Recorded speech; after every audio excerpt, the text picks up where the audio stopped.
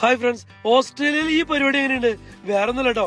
നമ്മൾ ഈ റോഡിന്റെ സൈഡിൽ നിൽക്കുന്ന മരങ്ങളുടെ കമ്പുകളും ചില്ലകളൊക്കെ ഉണ്ടല്ലോ, ഇത് മുറിച്ചു മാറ്റുന്ന ഒരു പരിപാടി കേട്ടോ. രണ്ട് വണ്ടികൾ വരും. ഒന്ന് നമ്മൾ ലിഫ്റ്റ് ചെയ്യുന്ന വണ്ടി വരും, അടുത്തത് നമ്മൾ ഈ മുറിച്ചു മാറ്റിയ മരത്തിന്റെ കമ്പുകളും ചില്ലകളൊക്കെ പൊടിയാക്കി മാറ്റുന്ന ഒരു മെഷീനുണ്ട്. അങ്ങനെ വണ്ടി വന്ന് നിർത്തി കഴിഞ്ഞാൽ തന്നെ ഫസ്റ്റ് ചെയ്യണത് റോഡിന്റെ സൈഡിൽ നേരെ സൈൻ ബോർഡുകൾ വെക്കും. ഇവിടെ റോഡ് വർക്ക് നടക്കണതിന്റെ അത് കഴിഞ്ഞിട്ടുണ്ടെങ്കിലേ ഒരാള് നേരെ വേറെ ആ മരത്തിന്റെ കമ്പുകളും ചില്ലകളൊക്കെ മുറിച്ച് താഴ്ത്തിക്ക് ഇടും.